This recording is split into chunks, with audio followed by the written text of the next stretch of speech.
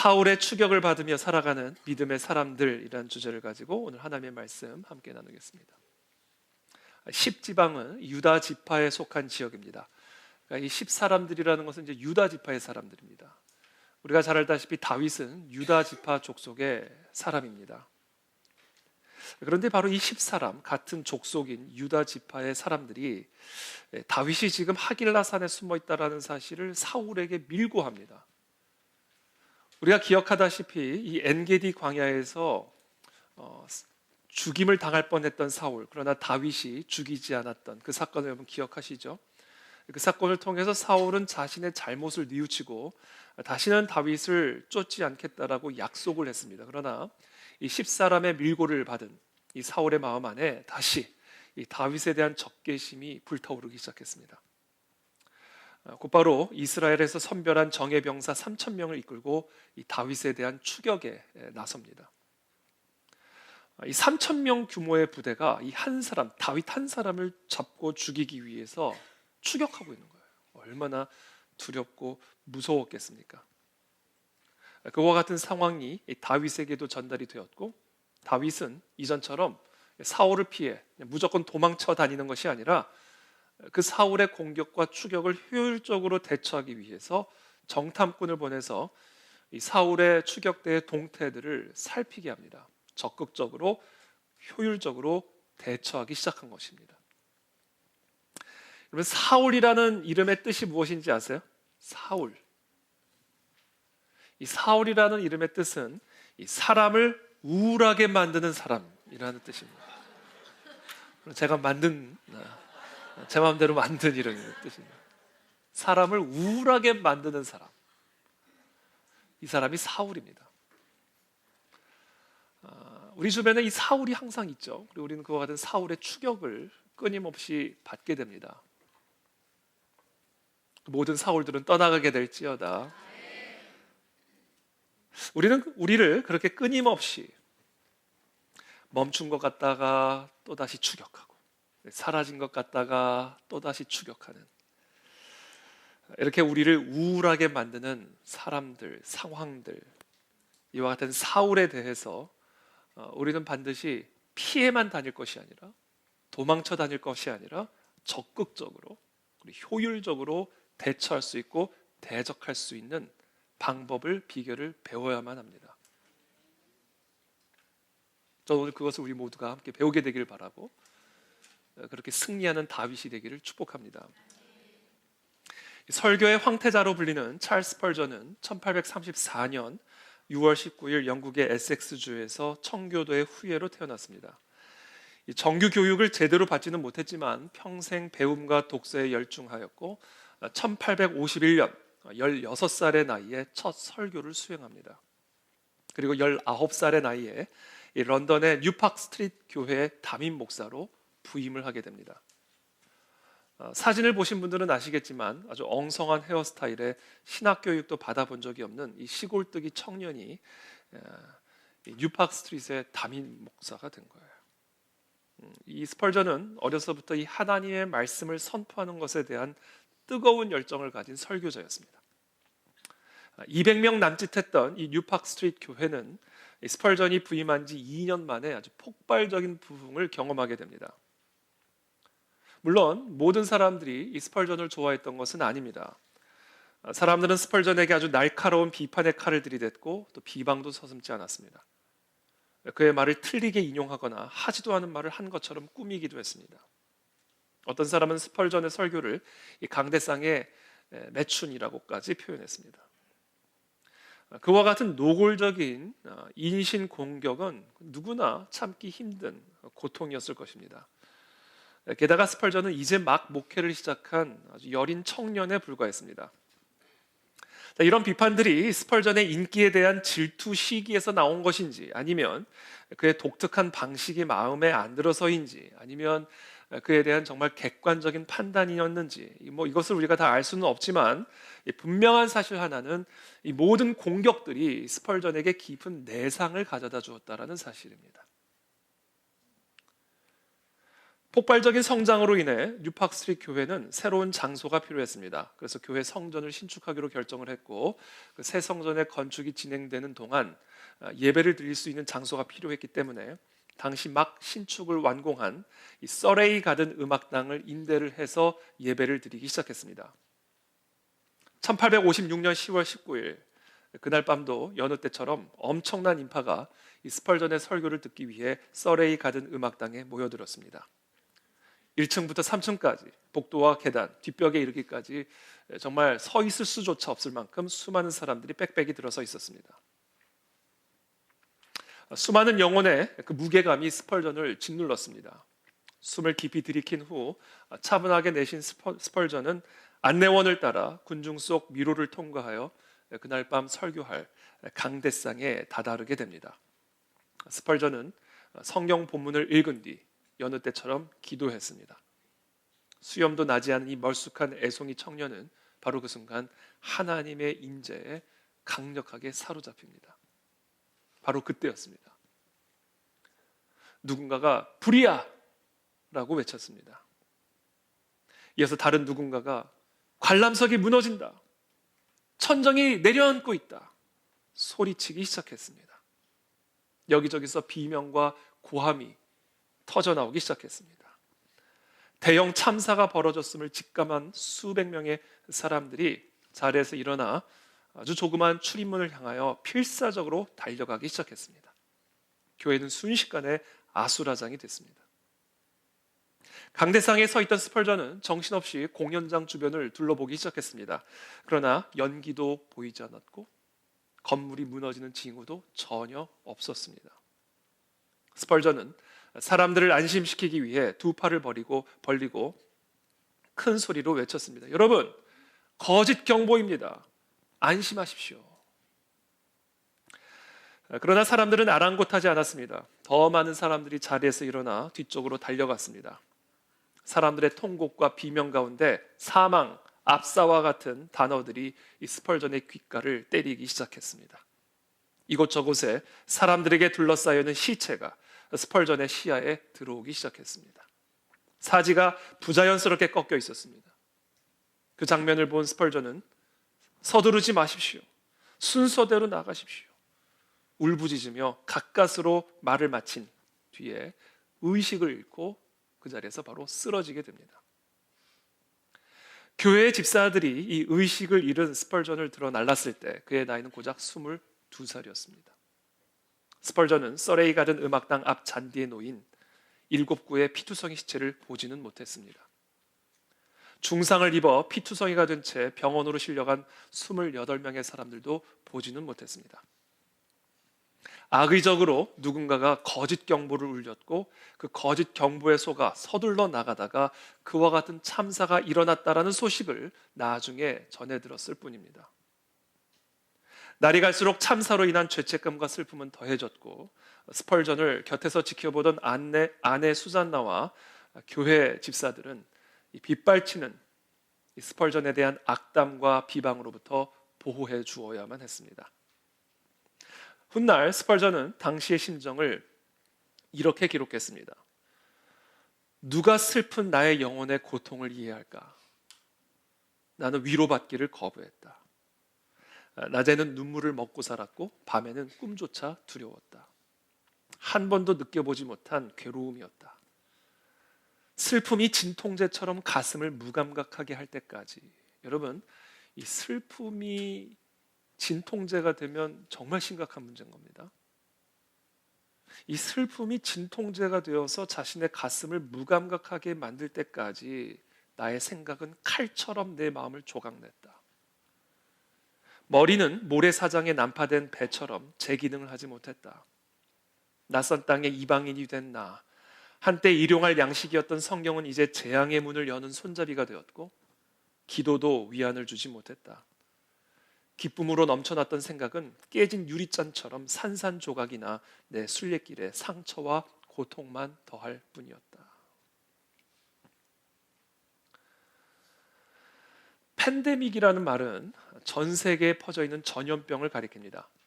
코로나 바이러스는 인류가 가장 최근에 마주한 팬데믹이었습니다.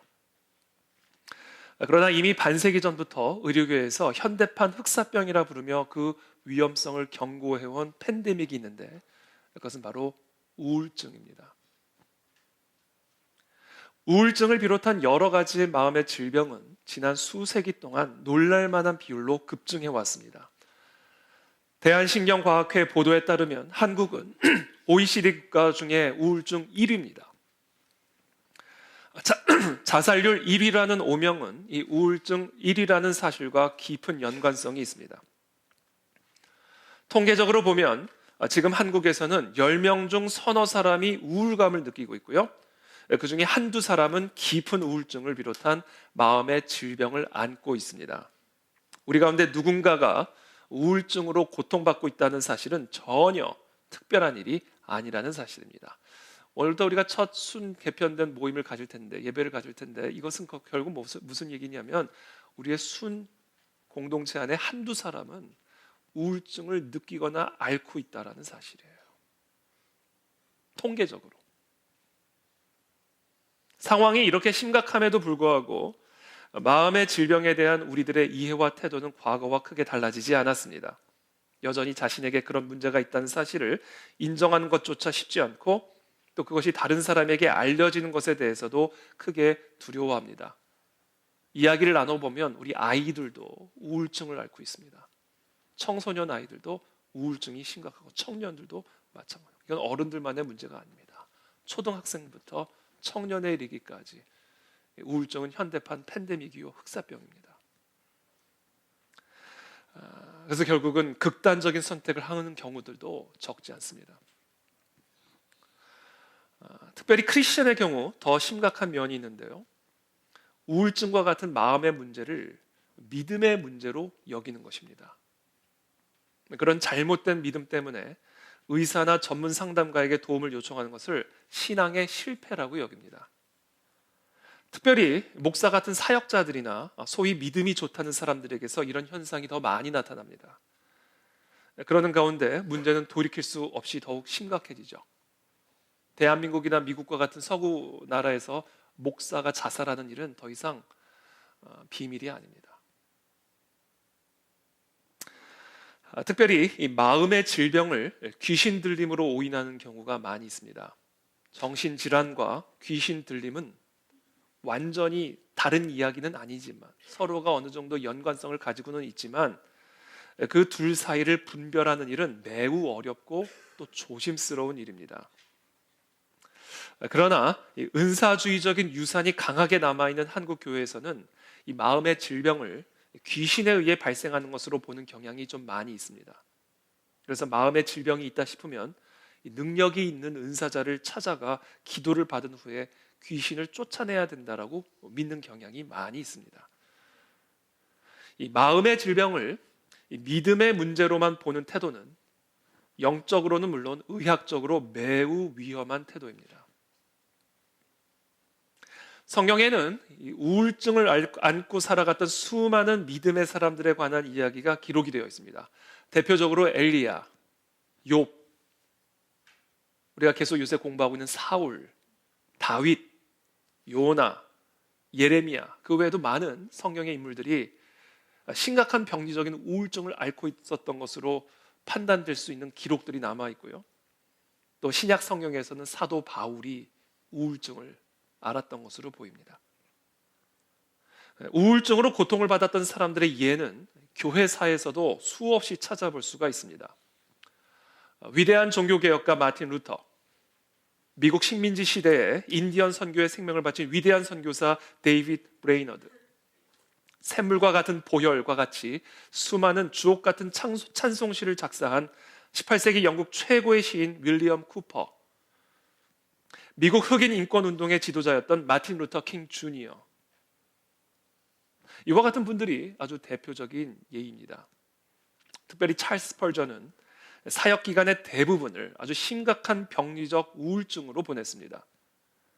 1년에 두세 달씩 이 우울증으로 인해 강단을 비워야 할 정도로 아주 중증의 우울증을 앓고 있었고요. 1866년 설교 도중에 회중을 향해 이렇게 고백합니다. 저는 지금 아주 심각한 우울증에 시달리고 있습니다. 여러분 중 어느 누구도 이런 극도의 비참한 고통을 겪지 않게 되기를 기도합니다.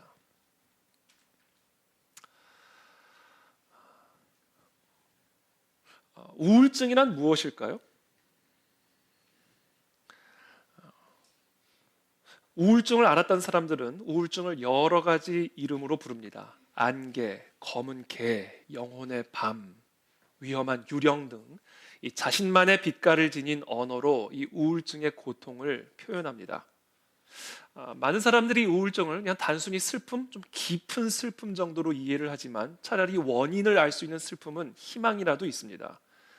그러나 우울증은 정신을 갉아먹는 모호한 비애감에 완전히 압도되어지는 것입니다. 그렇게 감정에, 그 우울한 감정에 완전히 짓눌려서 아무것도 느끼지 못하는 경직되고 멍한 상태에 이르게 됩니다. 마치 걸어다니는 송장과 같은 느낌이랄까요? 마치 유령처럼 떠다니며 아무것도 느끼지 못한 채 유체 이탈식으로 웃고 떠드는 사람들을 멍하니 바라만 보고 있을 뿐입니다. 우울증을 진단해주는 공식적인 진단 매뉴얼 DSM-5라고 하는 진단표가 있습니다. 거기서 우울증의 증상을 이렇게 열거합니다. 첫째, 우울한 기분. 둘째, 한때 좋아했던 사물이나 활동에 대한 관심과 흥미 상실. 식욕의 감소 혹은 증가. 알 수 없는 체중 감소 혹은 증가. 피로하거나 기운이 없음. 수면장애, 불면증 혹은 평소보다 수면 시간이 늘어남. 사고력과 신체적 활동 능력이 현저하게 저하되거나 눈에 띄게 불안하고 초조해함. 사고력이나 집중력이 감소 또는 우유부단함, 자신을 하찮게 여기거나 지나치게 죄책감을 느낌, 자살을 생각하거나 계획함, 반복적으로 죽음을 생각함. 자, 어떤 사람이 이와 같은 진단표에 따라 우울증이다라는 진단을 받으려면 2주간 적어도 여기서의 5개의 증상을 보여야만 하고 반드시 저 첫 번째와 두 번째 증상이 포함되어 있어야만 합니다.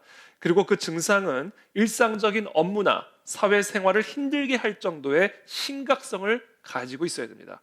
오늘 일부 예배 마치고 엘리베이터를 같이 탔는데 그 엘리베이터에 탄 모든 성도님들이 다 저 증상이 있다라며 걱정을 했습니다.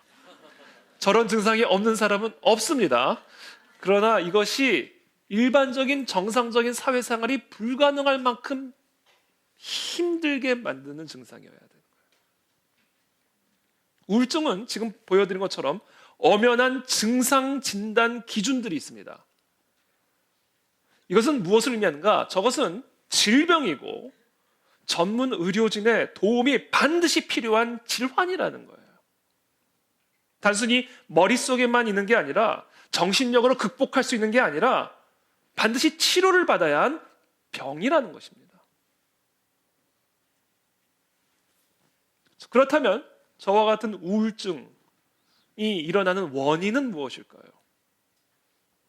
몇 가지 원인을 들 수가 있습니다. 첫 번째는 개인의 심리적인 정서적인 연약함 때문에 그래요.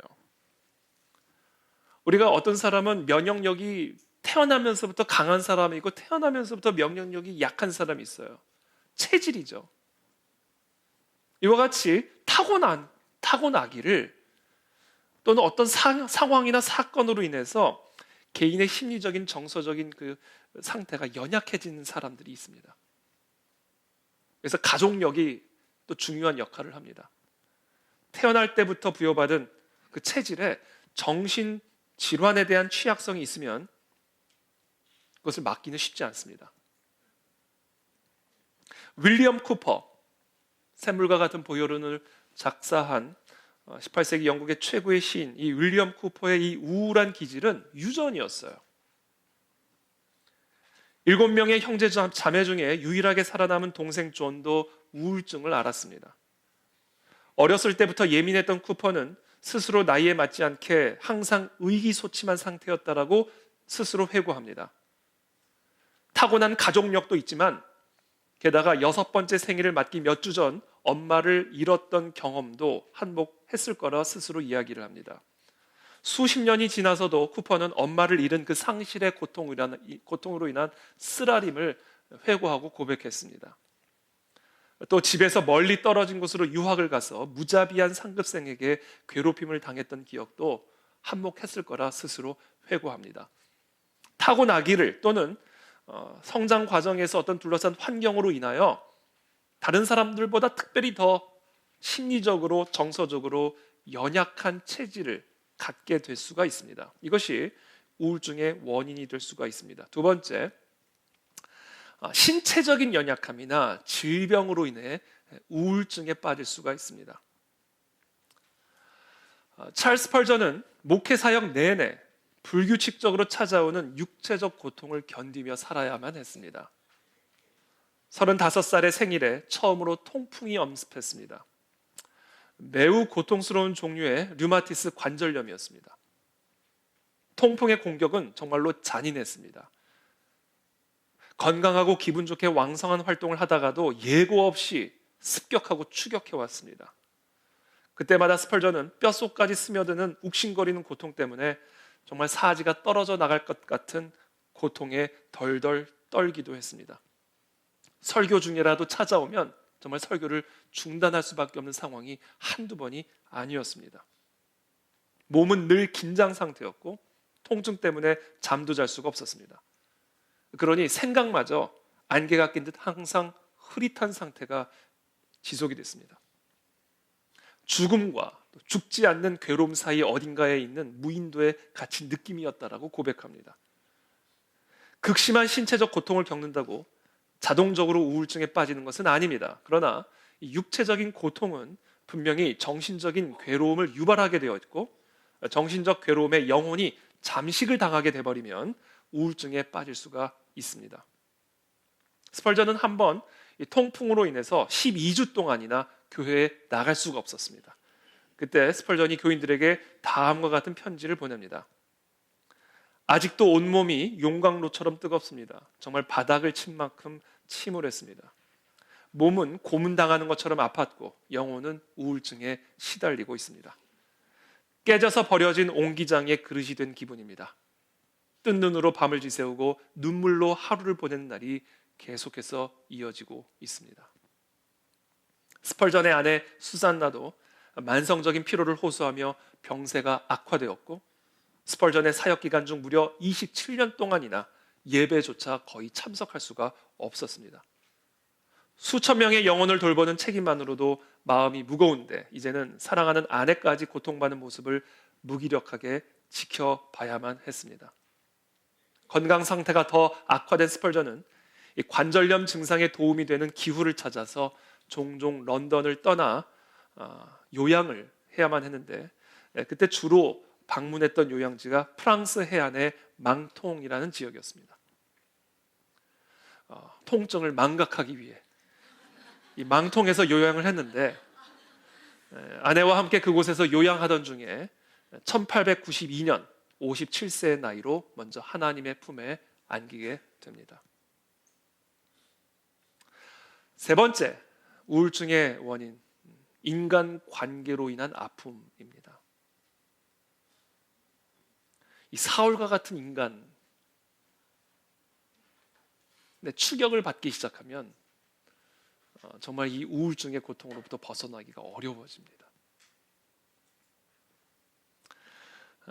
따뜻한 그 지중해 해안으로 아내와 함께 마지막 여행을 떠나기 5년 전 스펄전은 신학 논쟁에 휘말리게 됩니다. 스펄전은 인간의 죄성과 그리스도의 신성, 십자가의 대속적 은혜의 필요성과 같은 이 기본적인 교리마저 왜곡하고 있는 영국 교회의 현실을 그냥 두고만 볼 수는 없었습니다. 그래서 스펄전은 연재 기사를 올립니다. 자신이 속한 침례교 연합회에게 복음의 정통 교리로 돌아올 것을 주문하는 글들이었습니다. 갈등이나 논쟁을 좋아하지 않는 스펄전이었지만 이 문제에 관해서만큼은 타협할 수 없었고 한 발자국도 물러설 수가 없었습니다. 그러나 그것에 따른 신념의 대가는 말할 수 없이 컸습니다. 친구들이 등을 돌리기 시작했고 동료들이, 학생들이, 교회의 성도들이 등을 돌리기 시작했습니다. 배신을 당한 서름이 가슴에 사무치기 시작했습니다. 아내 수잔나는 이때를 스펄전의 삶에서 가장 슬프고 힘든 시간으로 기억했습니다. 그 무렵 친구에게 보내는 스펄전의 편지에서 이렇게 적혀 있습니다. 제발 나를 위해서 기도해 주게. 나의 편에 있어야 할 사람들에게서 버림을 받으니 가슴이 미어지네. 이 난리통에 내가 할 수 있는 일은 아무것도 없어. 하나님은 내 머리를 감싸고 계시지만 나는 죽을 준비가 되어 있네. 이 일은 가뜩이나 좋지 않았던 스펄전의 건강에 더 큰 부담을 가중시켰습니다. 스펄전의 마지막 생애 5년 중 이 논쟁에 휩싸인 시간은 2년에 불과했지만 이 논쟁이 스펄전에게 입힌 상처가 얼마나 가혹했던지 사람들은 스펄전을 진리의 순교자라고 불렀습니다. 네 번째, 이 우울증의 이유 가운데서도 가장 고통스러운 이유입니다. 아무 이유 없는 이유. 스펄전은 말합니다. 슬퍼할 이유가 없는데도 낙담하면 아무리 밝은 햇살도 당신의 우울함을 걷어내지는 못합니다. 물론 스펄전이 겪었던 그런 육체적인 고통과 환경적인 시련은 정서적인 장애를 불러올 만큼 혹독한 것이긴 했지만 스펄전의 우울증은 단순히 그와 같은 환경에 기인한 것은 아니었습니다. 스펄전은 자신의 우울증이 분명한 원인을 갖고 있지 않다는 사실을 누구보다도 잘 알고 있었습니다. 우리의 영혼이 우리의 뜻과 따로 놀아서 우리가 원하지 않는 그런 어둠 속으로 침몰할 때가 있는 것이죠. 사도 바울도 그와 같은 고백을 로마서에서 하고 있는 것을 보게 됩니다. 그렇기 때문에 여러분, 이 우울증을 앓고 있는 친구나 배우자나 가족이 있다면 그들을 쉽게 비난하거나 왜 이거 빨리 훌훌 털지 못하고 일어서지 못하느냐 매몰차게 몰아세우는 것은 독약을 처방해 주는 것과 다름이 없습니다. 이유 없는 우울증의 고통은 당해보지 않은 사람은 알 수가 없는 것이죠. 우울증은 죄가 아닙니다. 우울증은 병입니다.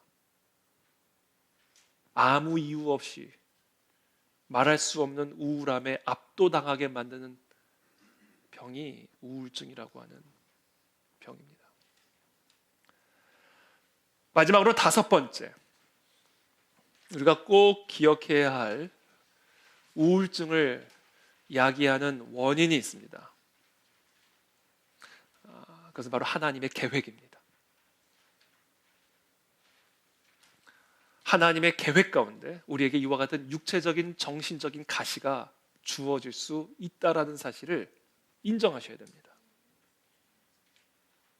스펄전에게 주어졌던 이와 같은 정신적인 가시, 또 육체적인 가시, 그리고 그것으로 인한 그 고통은 절대로 그를 쓸모없는 인간으로 만들어주지 않았습니다.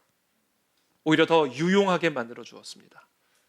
자신과 같은 육체적인 고통과 정서적인 고통, 우울증으로 고통받는 사람들을 격려하고 도울 수 있는 안목을 가질 수 있게 만들어준 것입니다. 지금 오늘 이 시간 우리들도 바로 이 스펄전의 우울증으로 인한 직접적인 유익을 지금 함께 누리고 있는 것입니다. 사막에 들어가 정말 목마름을 경험해 본 사람이, 그리고 그 목마름 속에서 어디에서 오아시스를 찾고 생수를 찾았는지 그것을 경험해 본 사람만이 그와 같은 광야와 사막에서 헤매고 있는 죽어가는 사람들을 오아시스로 데리고 가 생수를 공급해 줄 수 있는 법입니다. 저와 여러분들에게 이와 같은 고통이, 육체적인 가시, 정서적인 심리적인 가시가 우리에게 주어져 있다면 그것은 우리와 같은 고통 가운데 있는 자들을 건져내고 구해내기 위한, 사명을 위한 하나님의 계획이 그 안에 담겨져 있음을 여러분 기억하시기를 축복합니다.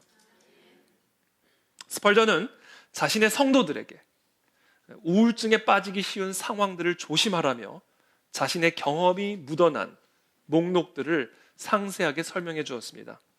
첫째, 오랫동안 질병을 앓았거나 신체적 결함을 가지고 있을 때, 강도 높은 지적인 활동이나 열정을 쏟는 작업을 할 때.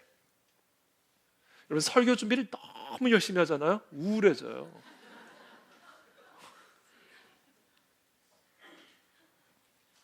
외롭거나 격리되어 있을 때,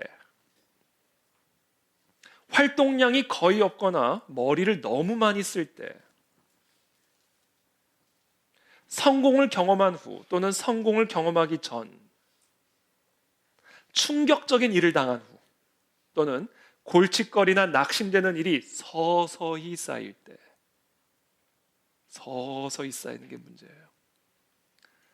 탈진하거나 과로했을 때, 그리고 여기에 기록이 되어 있지는 않지만 9번째, 아무 이유 없이. 몸소 이 우울증이라고 하는 고통을 겪어본 스펄전이었기 때문에 스펄전은 그와 같은 고통을 겪고 있는 사람들을 정말 긍휼히 여길 수 있었고 또 위로하는 일에 탁월할 수가 있었어요. 예수 그리스도처럼 우리와 같이 시험을 당하셨기 때문에 비록 우리와 같은 죄는 없으시지만 시험 가운데 있는 우리들을 능히 도우실 수 있는 분이 되신 거예요. 그와 같은 성육신적인 섭리가 저와 여러분들에게 허락된 다양한 종류의 가시 안에 담겨져 있다는 사실을 꼭 기억하시기를 축복합니다. 스펄전은 자신의 슬픔으로 다른 사람들을 위로할 수 있는 상처 입은 치유자였습니다. 저와 여러분들에게 상처가 있습니까? 실패가 있습니까?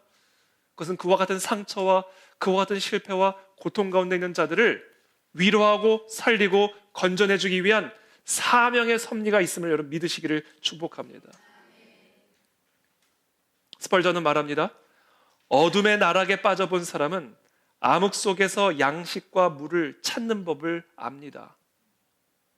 우울증을 앓는 중에 하나님의 위로를 경험하셨다면 당신처럼 시련을 겪는 사람을 돕기 위해 전력을 다하십시오. 그것이 하나님의 계획이기 때문에 그렇습니다. 저와 여러분들에게 주어진 상처와 실패와 고통을 헛되게 만들지 않게 되기를 축복합니다. 그것이 누군가에게 약이 될 수 있고 누군가를 살릴 수 있는 생명수가 될 수 있음을, 아니 반드시 그것을 위해서 우리에게 허락된 고통이요 상처임을 우리 모두가 기억하게 되기를 바랍니다. 근데 그렇게 되기 위한 조건이 있어요. 아니 어떻게 내가 상처를 입었는데 치유자가 될 수 있을까요? 내가 그 치유를 반드시 경험해야만 합니다. 이긴 사람만이 이기도록 도와줄 수 있는 거예요. 극복하지 않은 사람이 누군가를 극복할 수 있도록 도와줄 수는 없는 겁니다. 지금 스펄전은 분명히 말해요. 이 말이 되게 중요한 말이에요. 어둠의 나락에 빠져본 사람은 암흑 속에서 양식과 물을 찾는 법을 먹어봤어야 알죠. 찾는 법을. 자신이 그 상황 속에서 먹어봤어야 그 상황 속에 있는 자들을 데리고 갈 거 아니에요. 그럼 어디서 어떻게 우리가 그 양식과 물을 찾을 수 있을까? 스펄전이 말하죠.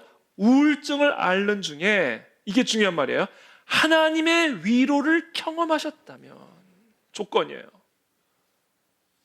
이 말할 수 없는 정서적인 육체적인 고통과 사막과 광야 속에서, 끝없는 사울의 추격 속에서 그 모든 것을 넉넉하게 이기게 만드는 하나님의 위로를 경험해 봤어야 돼요. 그래야 다른 자들을 그 위로 가운데로 데리고 갈 수 있다는 말입니다. 저는 오늘 이 시간 우리 모두에게 그와 같은 하나님의 위로가 임하게 되기를 축복합니다.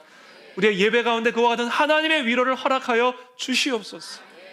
그때 우리의 고통이, 우리의 상처가 치유하는 상처가 되는 거예요. 사도 바울도 동일하게 고백합니다. 고린도후서 1장 4절입니다. 함께 읽겠습니다. 시작. 우리의 모든 환난 중에서 우리를 위로하사 우리로 하여금 하나님께 받는 위로로서 모든 환난 중에 있는 자들을 능히 위로하게 하시는 이시로다. 이 말씀 안에 아주 놀라운 비밀을 이렇게 엮어 놓았어요. 풀 수 없게, 분리시킬 수 없도록 엮어 놓았다고요. 어떻게? 우리의 모든 환난 중에서 우리를 위로하사 우리로 하여금 하나님께 받는 위로. 자, 우리의 환난 속에서 우리가 어떻게 위로를 받을 수 있어요? 하나님이 주시는 위로로만 위로를 받을 수 있대요. 그러면서 또 뭐라고 얘기해요? 이 하나님께 받는 위로로서 모든 환난 중에 있는 자들을 능히 위로하게 하시는 이시로다. 자, 저와 여러분들이 어떤 종류의 환난이든 상처든 고통이든 그 속에서 우리는 하나님의 위로를 받아야 돼요. 하나님으로부터 말미암는 위로를 받아야 돼요. 그리고 그 위로를 받을 때 그 위로가 다른 자들을 위로하는 위로가 된다는 거예요. 다른 자들을 치유하고 살리는 위로가 된다는 것입니다. 그것을 사도 바울이 고백하는 거예요.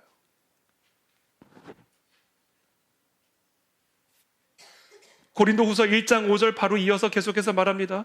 그리스도의 고난이 우리에게 넘친 것 같이. 지금 사도 바울은 육체적 가십, 자신을 둘러싼 말할 수 없는 그런 사울의 추격들, 이 모든 것을 어떤 고난이라고 말을 해요? 그리스도의 고난이라고 말을 합니다. 여러분, 그리스도의 고난은 어떤 고난이에요? 그 그리스도의 고난 때문에 우리가 다 산 거예요. 그 한 분의 죽음 때문에 우리가 다 산 겁니다.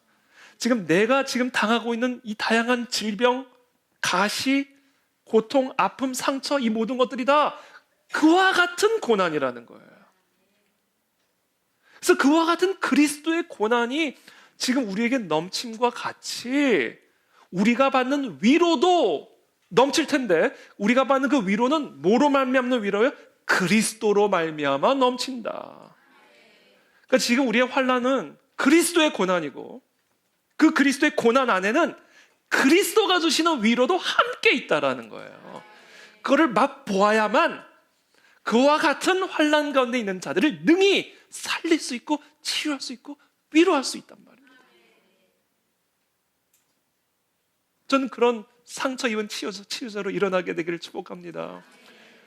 그 상처 입음이 치유하는 상처가 되기 위해서는요, 저와 여러분들 안에 그리스도의 위로가 임해야 돼요. 하나님의 위로가 임해야 됩니다. 저는 그것을 맛보게 되기를 축복합니다.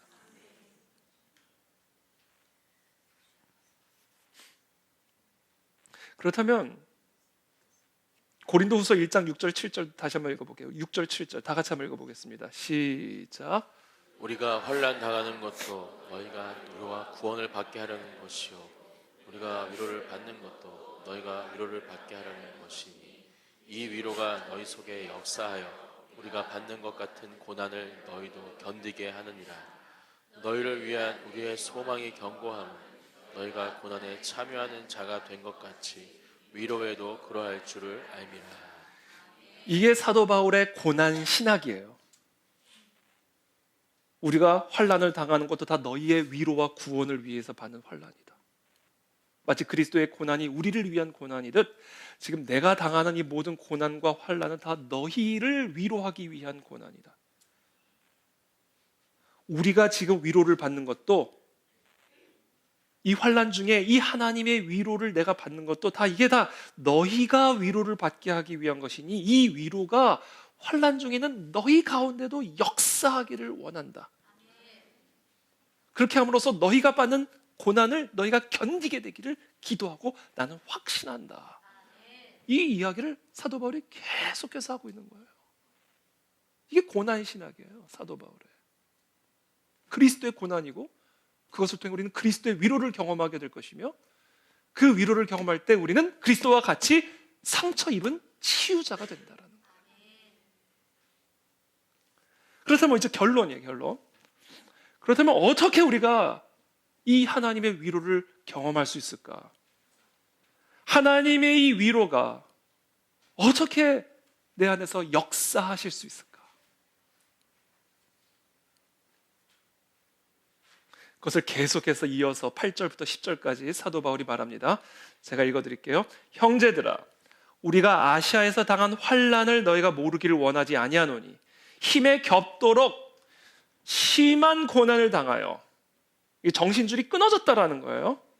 힘에 겹도록 심한 고난을 당하여 살 소망까지 끊어지고, 우리는 우리 자신이 사형 선고를 받은 줄 알았으니, 전형적인 우울증 증상입니다. 난 사형 선고를 받았다.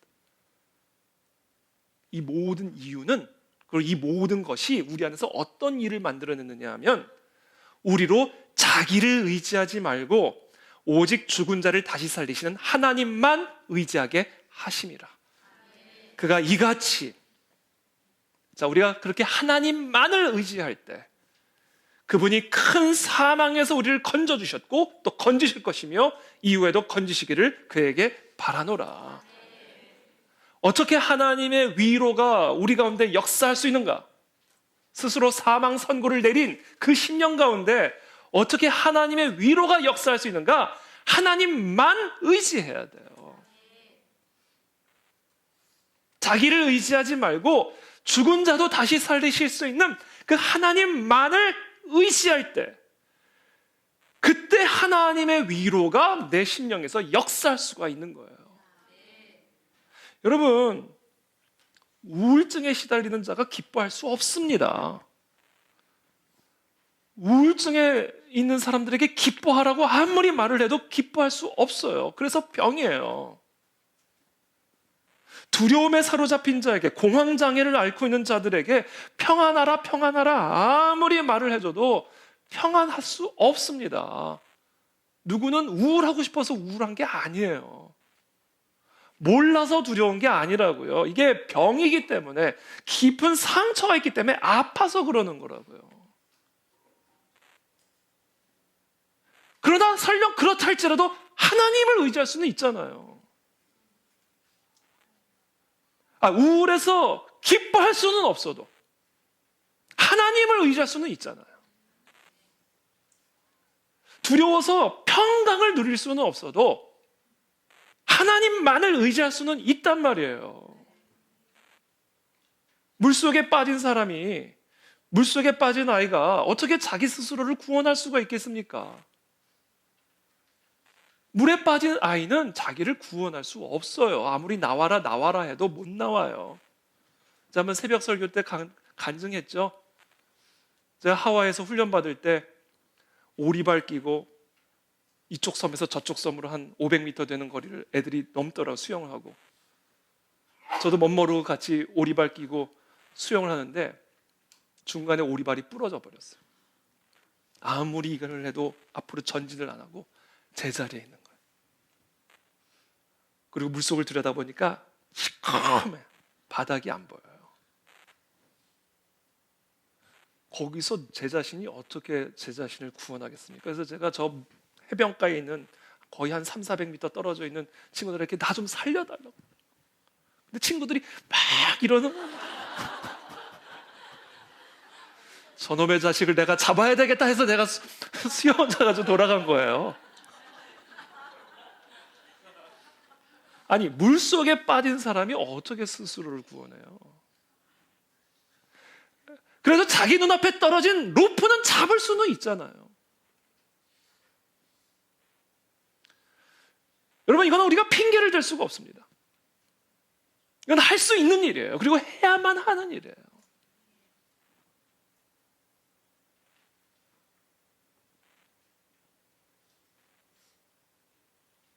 그렇다면 하나님만을 의지한다는 것은 무엇을 의미할까? 간략하게 3가지만 말씀드리겠습니다. 하나님만 의지한다는 건 뭐를 의미하는가? 첫째, 하나님만을 의지한다는 것, 다윗을 통해서 우리는 배웁니다. 다윗은 평생을 사울의 추격에 고통을 받았고 왕이 돼서도 끊임없이 사울의 추격을 받은 사람이에요. 항상 우울증에 시달렸고 공황장애에 시달렸고, 그것의 산물이 시편입니다.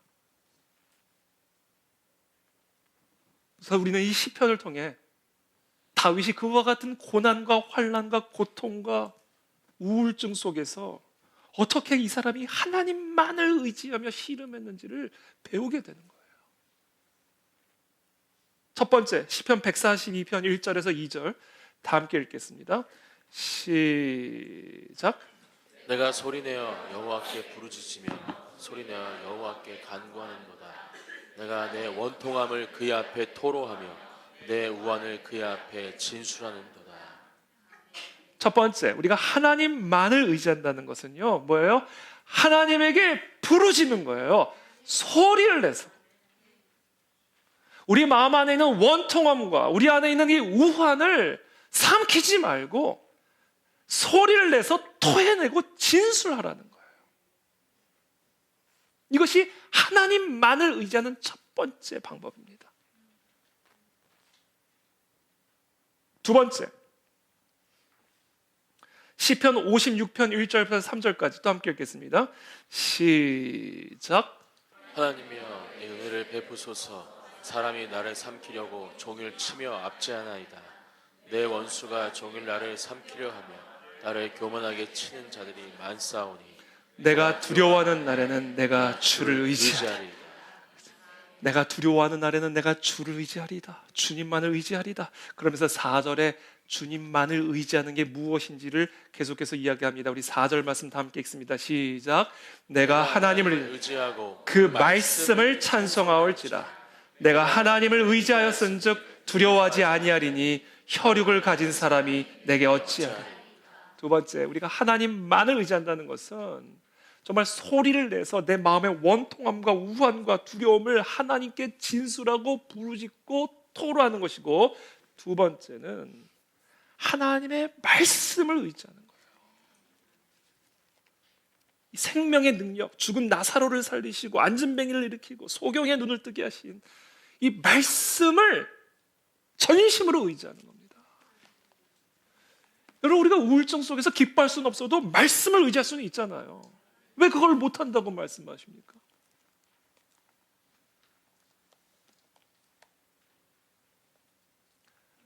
팔 절에 계속해서 다윗이 말합니다. 나의 유리함을 주께서 계수하셨사오니 나의 눈물을 주의 병에 담으소서. 얼마나 눈물을 흘렸으면 병에 담아달라고 얘기하겠습니다. 이것이 주의 책에 기록되지 아니하였나이까?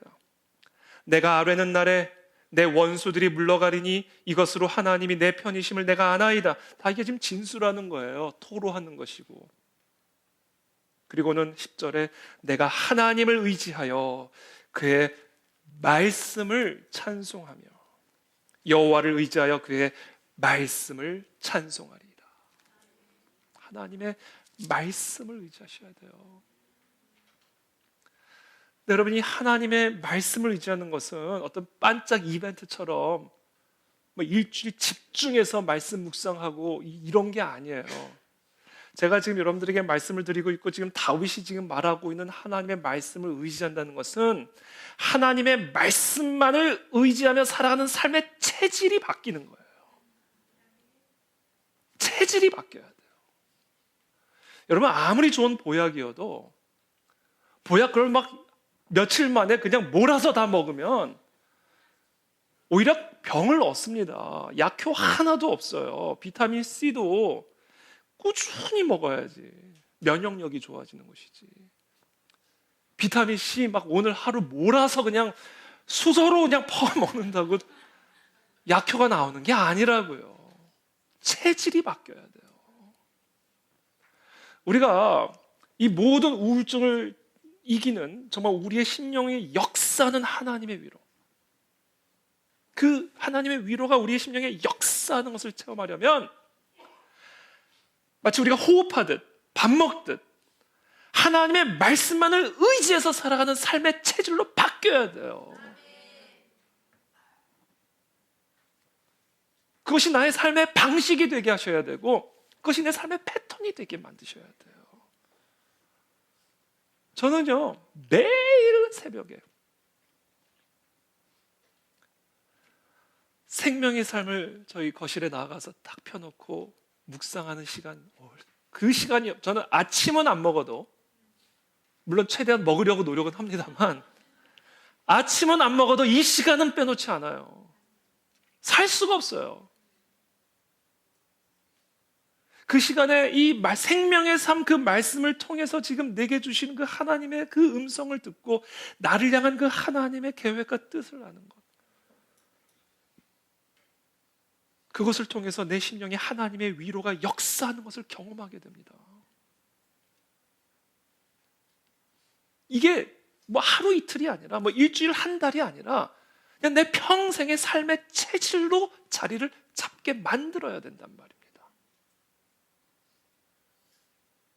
그러나 그렇다고 해서 율법주의적인 태도는 옳지 않아요. 제가 여러분 1년 365일 하루도 빠지지 않고 큐티할까요? 아니요, 빠질 때도 있어요. 어쩔 때는 그냥 푹 늦잠 자고 일어나면 얼마나 은혜가 되는지 몰라요. 그냥 하나님의 위로가 그냥 넘쳐나요. 이거는 하루도 빠짐없이 반드시 해야 된다는 의미가, 좋아서 해야죠. 해야 돼서 하는 게 그게 어떻게 나에게 위로가 되겠습니까? 짐이 되지. 그러니까 빠질 때도 있을 수 있어요. 그게 뭐 하루아침에 체질이 되겠습니까? 오늘도 못하고 내일도 못하고 그러면 괜찮아요. 그 다음날 하면 되는 거예요. 한 달을 그동안 못했네? 아니, 한 달 후에 다시 하면 되는 거예요. 어떻게 해서든지 이게 내 삶의 체질로 자리 잡기 위해 노력해야 된다는 거예요. 이게 우리가 하나님만 의지하는 삶의 모습이에요.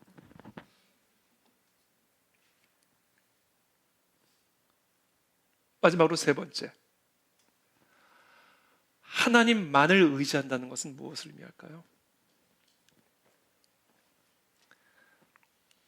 시편 57편 1절부터 11절까지, 다음 4절부터 11절까지 다 함께 한번 힘있게 읽어보겠습니다. 시작. 내 영혼이 사자들 가운데서 내가 불사르는 자들 중에 누웠으니 곧 사람의 아들들 중에라. 그들의 이는 창과 화살이요 그들의 혀는 날카로운 칼 같도다. 하나님이여, 주는 하늘 위에 높이 들리시며 주의 영광이 온 세계 위에 높아지기를 원하나이다. 그들이 내 걸음을 막으려고 그물을 준비하였으니 내 영혼이 억울하도다. 그들이 내 앞에 웅덩이를 팠으나 자기들이 그 중에 빠졌도다.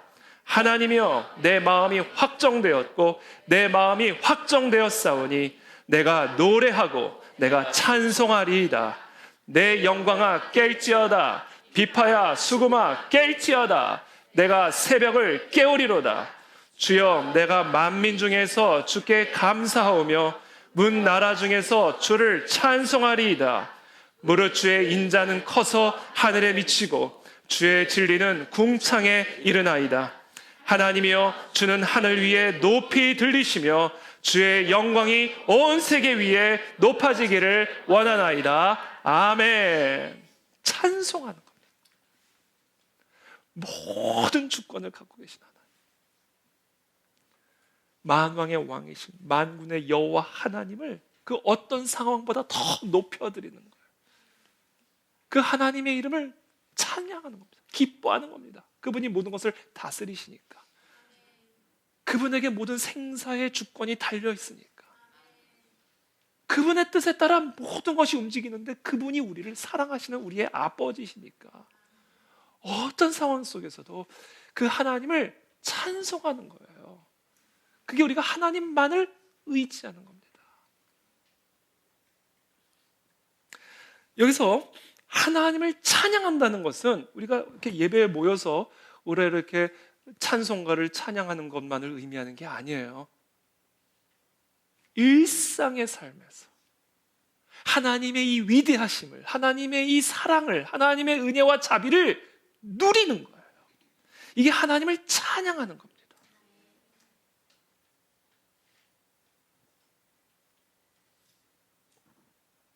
오늘 아침에 저 따뜻한 햇살을 느끼며 하나님의 그 은혜와 사랑을 누리는 거예요. 여러분, 자꾸 햇살을 통해 하나님을 막 억지로 찬양하려고 하지 마세요. 하나님을 찬양한다는 것은 무엇을 포함하는 의미냐면 그 따뜻한 햇살을 누리는 거예요. 하나님이 우리에게 베풀어 주신 그 따뜻한 날씨를, 화창한 날씨를 누리는 거예요. 누리는 거. 저 푸른 초원을 누리는 거예요.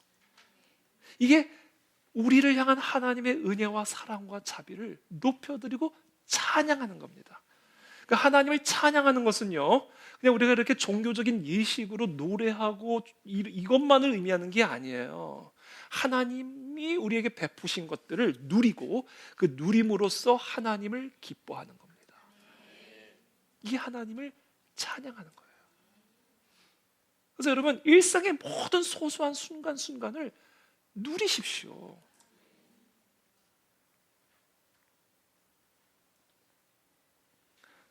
저는요, 제 일상에서, 저는 제가 개인적으로 커피를 너무 좋아해요.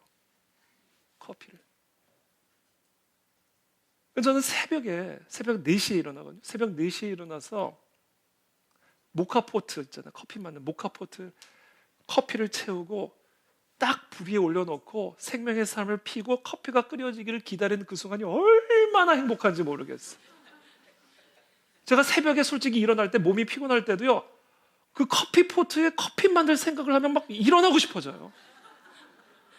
솔직히 말하면 제가 생명의 삶 하고 싶어서 일어나는 것보다 그 커피 만들어 먹는 거, 근데 커피도 만들어진 거 아니라 그냥 봉지 커피 이렇게 한 게 아니라 누리는 거죠. 일상을. 커피를 넣고 물을 넣고, 그리고 그 커피 포트 색깔도 이왕이면 노란색, 빨간색, 우중충한 색 말고, 그래서 딱 불 위에 올려놓고 딱 그것 때문에 깨요. 새벽에 그거 하고 싶어가지고. 커피 포트야 깰지어다, 내가 새벽을 깨우리로다, 이러면서 일어난다니까요. 그게 너무 행복하니까. 그게 하나님께 너무 감사해요. 그 순간들이. 그래서 그 커피 포트에서 그냥 보글보글 커피 끓이는 소리가 감사합니다. 오늘도 우리에게 새날을 주시고. 그러면서 커피 한 잔 딱 하면 그냥 생명의 삶을 읽으면 막 내 잔이 넘치나이다.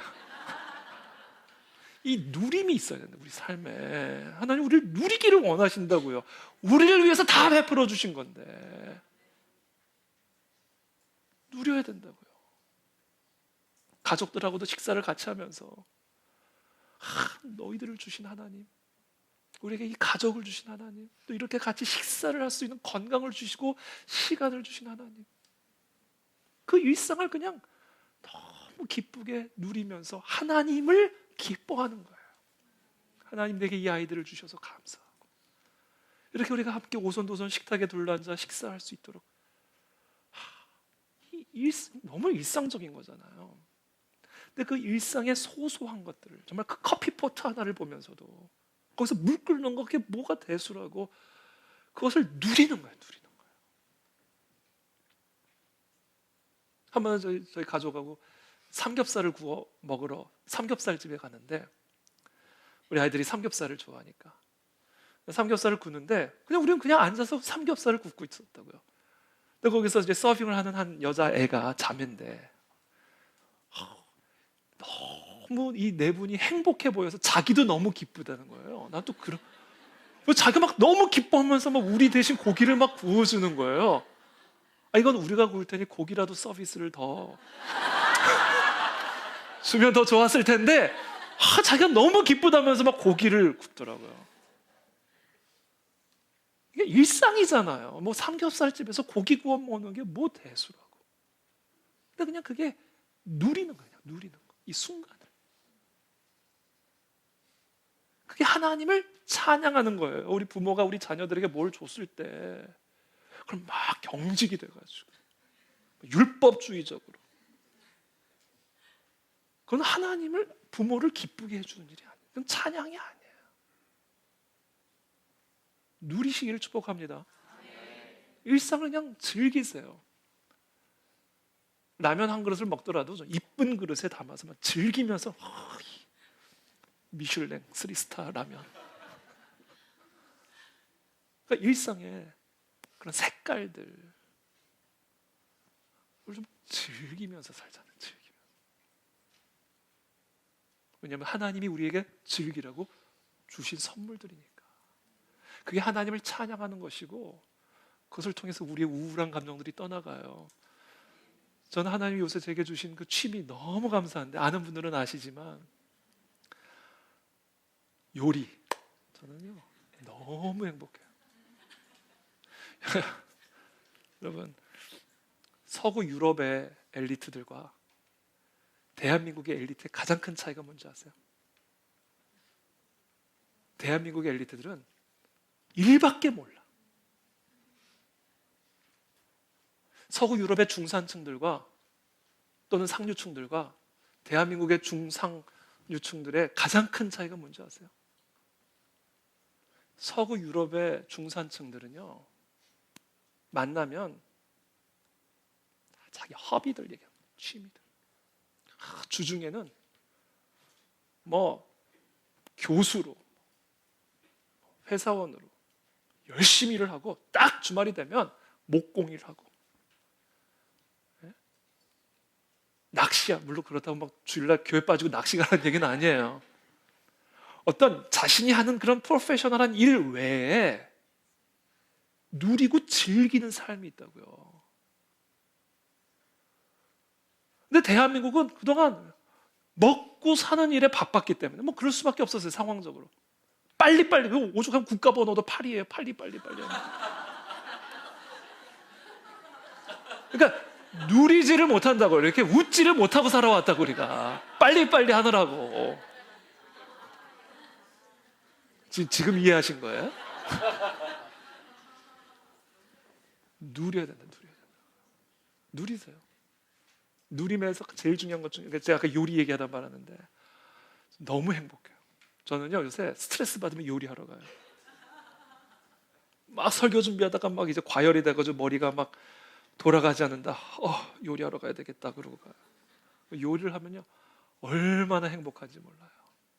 그 식자재를 볼 때, 야 진짜 대파, 그 푸릇푸릇한 그 대파, 그 색감, 진짜 하나님을 찬양하지 않을 수 없어요. 양파를 까면 정말 기쁨의 눈물이 흘러나와요. 얼마나 행복한지 몰라요. 이 요리는요, 이 오감이 다 자극이 되잖아요. 냄새, 시각, 그 색감, 귀 끓는 소리, 이 오감을 다 자극한다고요. 그러니까 제가 막 살아나는 것 같아. 대파처럼 푸르게.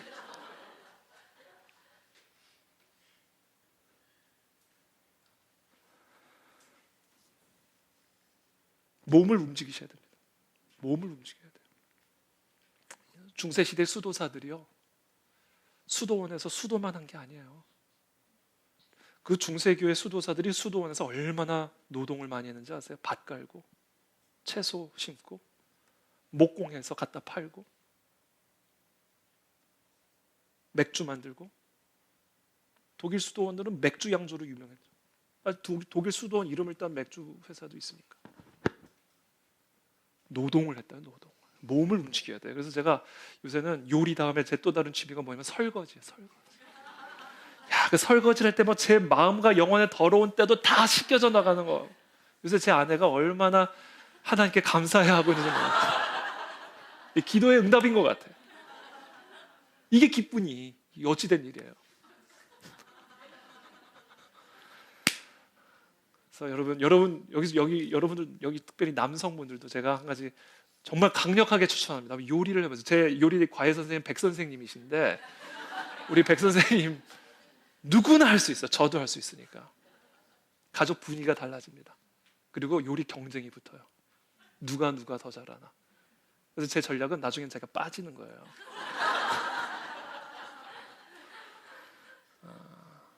몸을 움직이셔야 됩니다. 마지막으로 여러분, 최고로 좋은 것은 여행이에요. 여행은요, 걷기, 먹기, 말하기, 놀이가 결합된 최고의 행복 종합 세트입니다. 여러분, 여행을 다니십시오. 여러분, 나는 뭐 1년 내내 난 휴가도 없이 열심히 일만 해, 그건 자랑이 아니에요. 그거는 전혀 사울의 추격에 대비가 안 돼 있는 상태가 될 수 있어요. 여행, 뭐 꼭 대서양을 건너고 태평양을 건너야만 여행이 아니야. 한강만 건너도 여행이 될 수 있어요. 뭐 멀리 안 가도 돼요. 그러나 일상에서 떠나 자연 속으로 들어가든, 아니면 좀 맛있는 뭐 어떤 레스토랑을 가든, 일상에서 떠나서 누리는 삶을 통해서 우리는 하나님께 영광을 돌리게 되는 것이고, 우리는 그것을 통해서 우울의 영이 떠나가고 절망의 영이 떠나가고 기쁨과 웃음이 샘솟는 심령으로 변화될 수 있다는 것입니다. 스펄전이 이렇게 마지막으로 말합니다. 몸도 영혼도 양식이 필요합니다. 이 사실을 잊지 마십시오. 어떤 분들은 제가 음식이나 휴식처럼 사소한 얘기를 하면 안 된다라고 생각하실지 모르겠습니다. 하지만 우울증에 시달리는 하나님의 종을 돕기 위해서는 이런 것들이 가장 중요한 요소일지 모릅니다. 여행을 가시길 축복합니다. 요리도 가능하면 하시길 축복합니다. 일상에서 벗어날 수 있는 일상의 소소한 것들을 누리는 삶의 습관들을 통해 우리는 하나님을 찬양하고 더 나아가 하나님을 기뻐하는 자가 될 때 우리 안에 기쁨이 역사하게 될 줄을 믿습니다. 기도하겠습니다.